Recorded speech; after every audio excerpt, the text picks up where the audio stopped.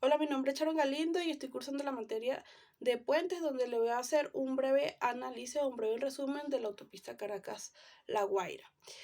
En el año 1945, el Ministerio Público comenzó con los estudios preliminares de las autopistas, donde se inició en enero de 1950, que era el año o la era presidencial de Pérez Jiménez.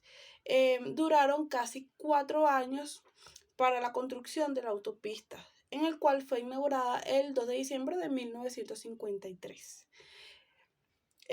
La longitud de la autopista tiene como 17 kilómetros, que va desde Catia hasta el trébol de la distribución Pariata, teniendo dos calzadas de doble vía que tiene una medida de 7.30 metros cada uno.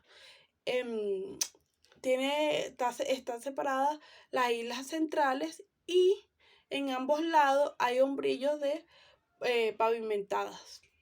El tramo está previsto o están previos a los túneles denominados Boquerón 1, que tiene una medida de 1910 metros, y Boquerón 2, que tiene una medida de 497 metros.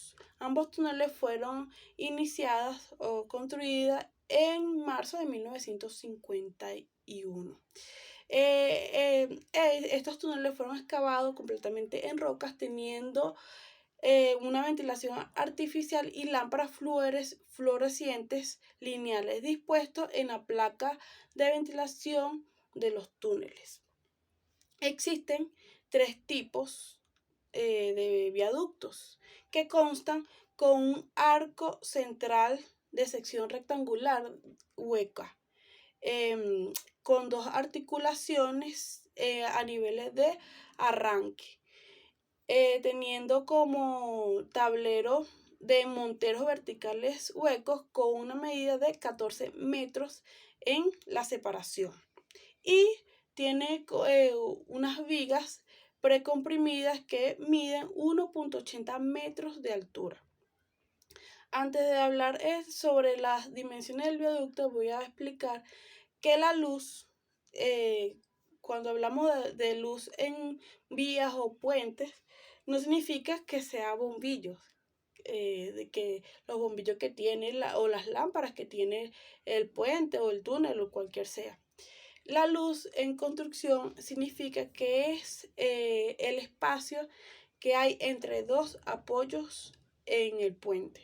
O sea, es el espacio que hay entre los apoyos que tienen el puente. Entonces, el viaducto número 1 está ubicado en el kilómetro 4, que tiene una longitud de 302 metros y tiene como arco 152 metros en la luz. La calzada está elevada, tiene una elevación de 70 metros aproximadamente sobre la quebrada de Tacagua. El viaducto número 2 está ubicado en el kilómetro 8, tiene una longitud de 130 metros, tiene un arco de 250 metros de largo y su luz tiene una medida de 146 metros. Y el viaducto número 3 y último viaducto es similar al viaducto número 1, que tiene su medida es 3 o 4 metros menos que la medición del viaducto número 1. Es similar al viaducto número 1. Entonces ahora me voy a enfocar mucho más en el viaducto número 1 porque fue el viaducto que colapsó en el año 2006. El viaducto número 1 en el año 1950 fue, y todavía es una majestuosa y increíble obra. De verdad fue muy brillante y fue proyectada por la firma de Campenon Bernard, que fue dirigida y asesorada por el profesor francés Eugène Freyssent, que fue el diseñador del viaducto. Y él comparaba mucho ese viaducto porque lo hizo en esos años, en esa época, él comparaba mucho con el viaducto que se llama Plougastel, que fue en su país, lo hizo y lo diseñó también en su país, en la ciudad de Bretaña, Francia. Él comparaba mucho porque eran muy similares y tenían el casi mismo diseño y las mismas dimensiones, la misma medida. Él mismo diseñó los dos viaductos y lo hizo también en esos mismos años. Ese viaducto, lamentablemente, no se le hace mantenimiento. Yo creo que ninguna obra, cualquier obra, si sea estructura, si sea casas,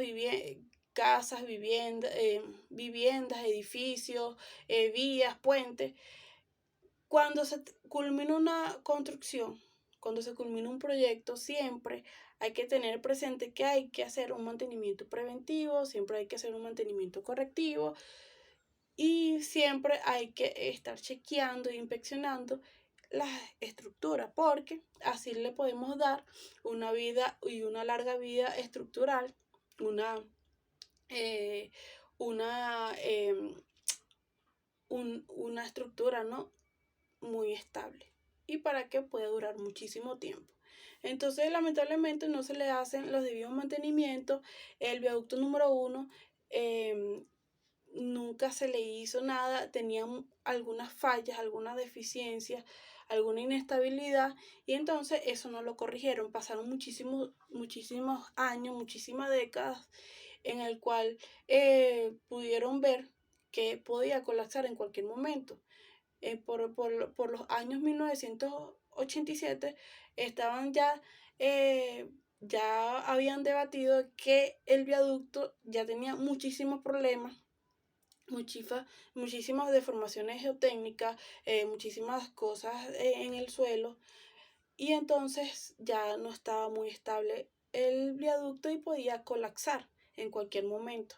Entonces esas deformaciones también fueron muy avanzadas porque lamentablemente en los cerros aledaños, en los cerros que están alrededor de los viaductos, están construidas casas informales que no tienen, no hay una canalización de agua servida, y entonces se hicieron frecuentes muchos movimientos de masa y grandes deslizamientos.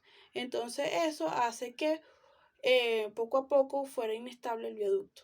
Entonces nunca le prestaron atención a la estructura, y que gracias a Dios que del 87 ya estaban diciendo que ya en cualquier momento podía colapsar el viaducto y que iba a ser una catástrofe, podía morir muchísimas personas.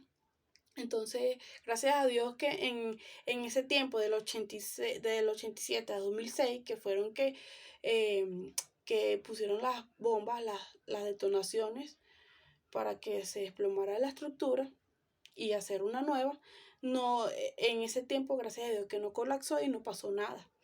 Pero ya el viaducto estaba muy mal, muy mal.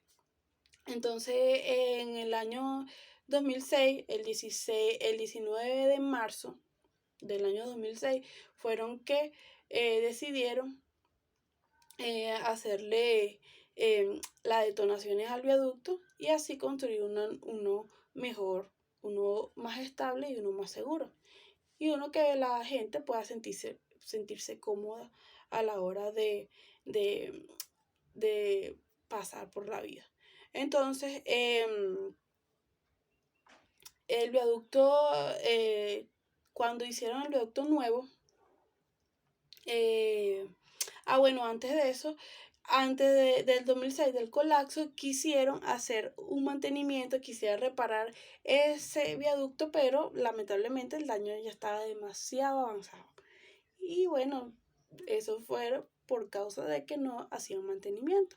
Entonces, mientras que hacían el viaducto nuevo, hicieron una vía de emergencia, que fueron de una longitud de 5 kilómetros. Esto era por los momentos que hacían ese viaducto y que la gente podía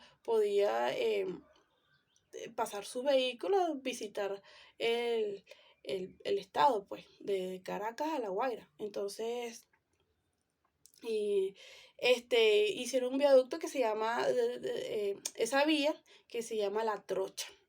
Entonces, a finales, eso lo hicieron, lo inauguraron, esa vía de emergencia, la Trocha, la inauguraron el 26 de febrero de 2006 y a finales de febrero iniciaron con el viaducto nuevo, y de donde estuvo a cargo la empresa venezolana, una constructora que se llama Precomprimido Compañía Anónima. Los encargados de hacer el viaducto nuevo fueron los ingenieros Antonio Vaquero y Feliciano de Santis, cual, este, teniendo voy a hablar un poco de las características del viaducto nuevo, del viaducto que está actualmente.